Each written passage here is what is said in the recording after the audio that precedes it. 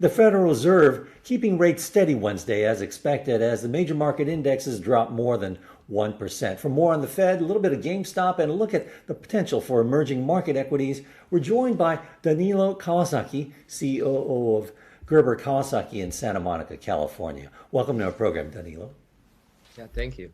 Well, Danilo, as expected, no change to bond purchases in terms of the Fed schedule. The Fed also potentially flagged the potential slowing in the pace of the recovery.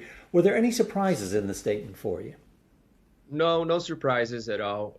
We're seeing the consequences of the second wave of COVID, and numbers in December weren't all that great.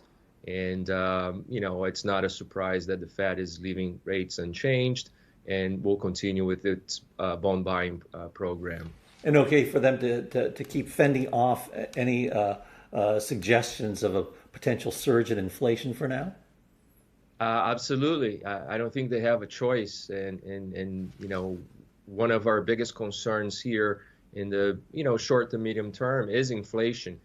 We think that there's a lot of pent up demand, and as things start to reopen again and more stimulus is thrown into the economy, we are concerned about the consequences of that. So keeping rates at bay and maintaining the bond purchase programs are obviously great for the markets. And Danilo, let's go to GameStop. The stock is up. It's doubled today. It's up nearly 8 times in just 2 weeks. And then you got AMC, which is tripling intraday today. What is this frenzy trading, this battle between retail investors and hedge funds? What does this tell you about the health of today's equity market? We had a lively debate internally here this morning, and I'm a little torn about this because on one side, I think that this it impacts the integrity of the market, and we need confidence from investors to maintain an orderly market. But on the other side, my colleagues here are saying that this is an opportunity for the small guy, for the little guy to kind of stick to the big guys. And we're dealing with a dynamic that we never had to deal with before, which is the power of social media. And through social media, this is, through Reddit, these people are gaining a power by joining forces, basically, and pushing the hands of, the shorts and in names like GameStop and AMC and BlackBerry and all that. So I'm a little torn. I have to say, as a more conservative person, I think that regulators need to step in and figure out how to regulate this a little better.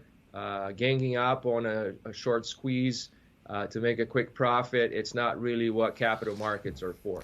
And Danilo, I understand you're really bullish about the prospects for emerging markets this year. Why so?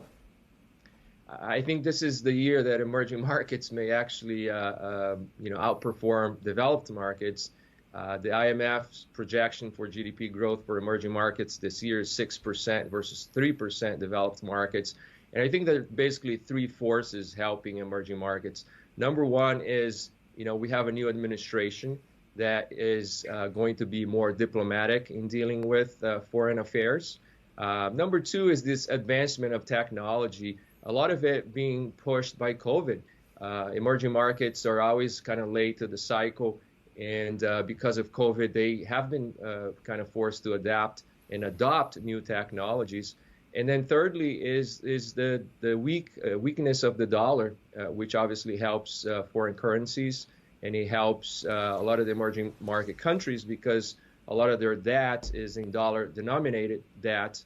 So a weak dollar helps them pay off this debt or control the payment of this debt a little more easily. And Danilo, lastly, among your top picks, I understand, is Mercado Libre, which happens to be in your native country of Brazil, this online marketplace. I was looking at check the stock. It's more than doubled over the last 12 months. It's up 7% this year already. So why do you think there's more room to run in this stock? Yes. I wish I was here 9 months ago when we were recommending the stock to our clients. But, Mercado Libre is a combination of an Amazon, Shopify, and PayPal all in one place. There's tremendous growth opportunities because, first of all, only 5% of purchases in Latin America are done online. So we have tremendous growth opportunity there. Out of the purchases done online, the bulk of the purchases are done directly through the manufacturer.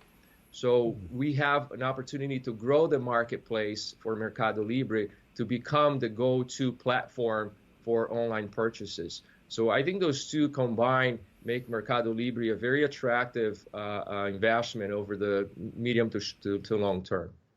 I'll have to leave it at that. Thanks a lot, Danilo, for your thoughts. Thank you, Fred. Our thanks to Danilo Kawasaki of Gerber Kawasaki in Santa Monica. I'm Fred Katayama in New York. This is Reuters.